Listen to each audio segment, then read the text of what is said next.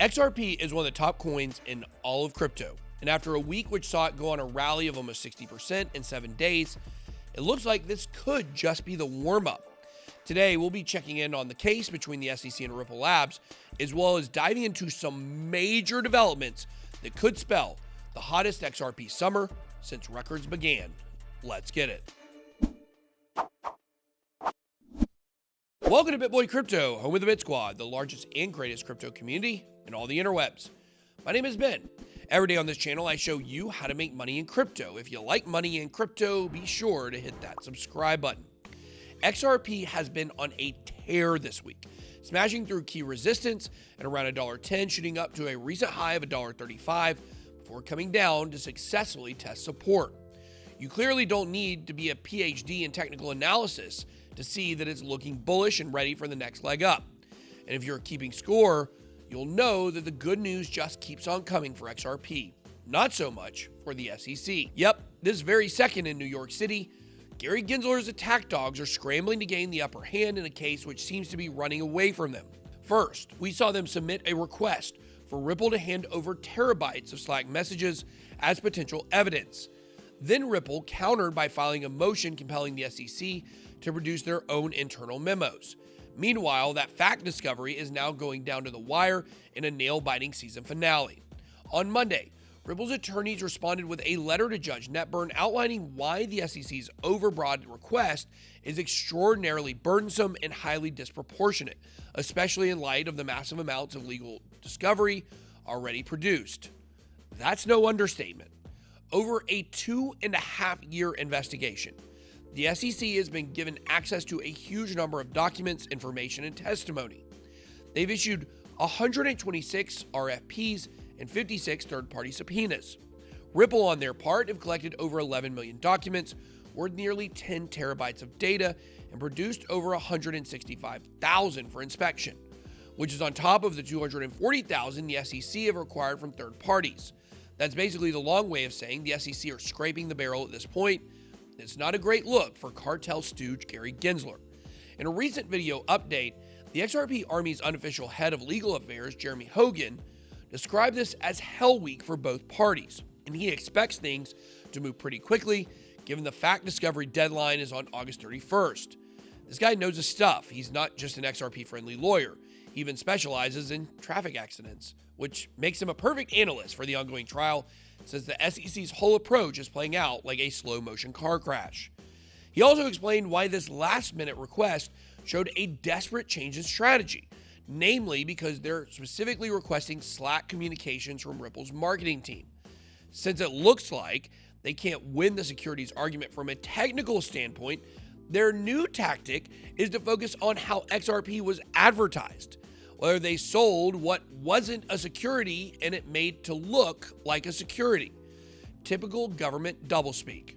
But the case continues, and if recent price action is a reflection of growing sentiment among some pretty big whales, then XRP could be getting ready to make some major moves to the upside. Speaking of sentiment, data from Santiment shows that XRP development recently shot up to an all-time high, with XRPL submitting the highest grades of GitHub activity ever seen. Big shout out to XRP Crypto Wolf for sharing this on Twitter. But remember that even if you aren't in the Bit Squad, we welcome everyone. All you have to do is smash the like button and hit the subscribe button, and then boom, Bit Squad, you're in the know on the latest in crypto. Now onto a story beginning all the way back in September 2020, with this article from, I feel sick even saying it, CoinDesk. Energy Web is starting with Ripple in its bid to make crypto green. Now, I don't think anyone would disagree that carbon neutral blockchains would be a good thing for everyone involved. And from the point of view of the crypto space alone, environmental concerns are one of the top methods of attack from lawmakers. So neutralizing it ASAP makes a lot of sense, especially for a company like Ripple, who is banking on collaboration with government and institutions subject to environmental sustainability goals, also known as ESGs. But when it comes to Energy Web and its EWT token, well, guess who's the man behind the curtain? Only the 6th richest and 13th oldest man in the world, Warren Buffett.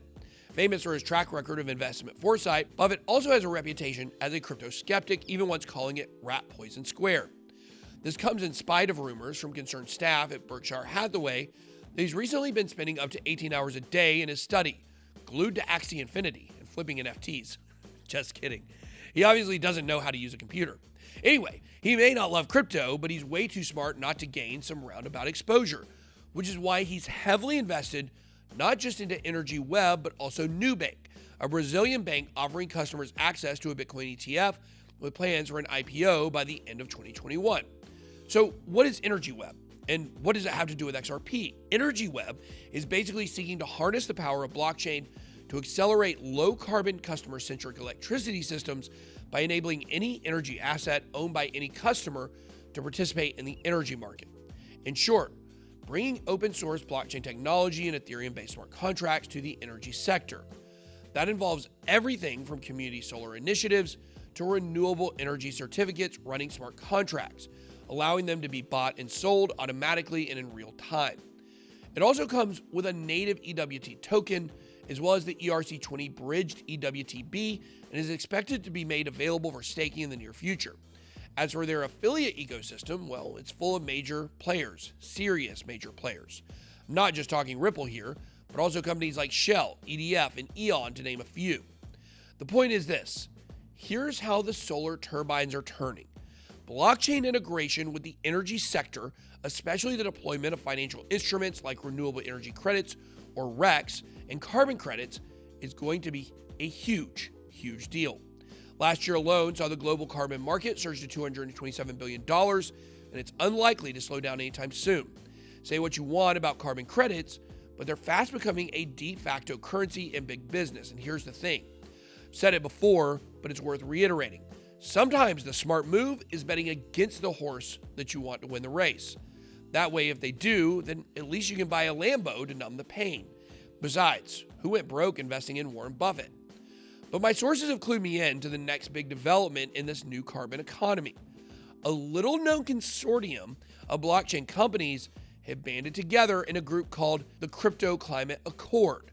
You'll notice that Energy Web is on the homepage, but move on to the list of supporters and you'll see Ripple Labs at the very top of the list. This is not a coincidence. Ripple has already started positioning themselves as the de facto green crypto and are deeply embedded with the main movers of the carbon economy. They even have a carbon calculator on the XRP Ledger website. A recent article from IBM's Blockchain Pulse put the tokenization of renewable energy certificates front and center. Currently, the seller of a REC could be outside the region or country the enterprise is from. The enterprise then uses the RECs to offset their carbon footprint and comply with regulations. But in the case of international trading, despite the carbon offset allowing enterprises to fulfill their obligations, RECs do not ensure the energy consumed have all come from renewable energy sources. As anyone who knows anything about provenance knows, blockchain fixes this.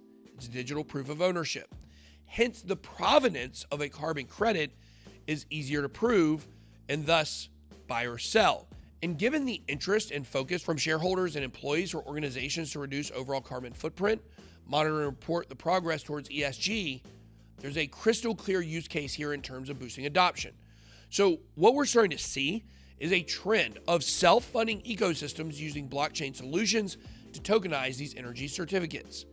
The article puts it well. A tokenized certification unit will be like what the container did for the shipping industry. Here's how this is all going to come together in the next 12 months.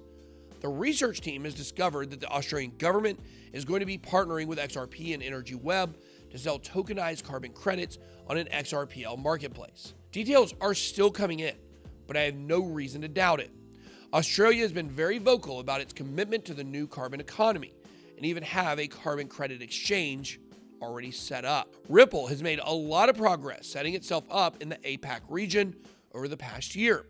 So getting the Aussies linked up with crypto is well within their wheelhouse. XRP Global Takeover has moved out of phase 1 and is starting phase 2. That means that there is more explosive Ripple news that's going to be coming out, and even more explosive price action for XRP. That's all I got. Be blessed. BitBoy out.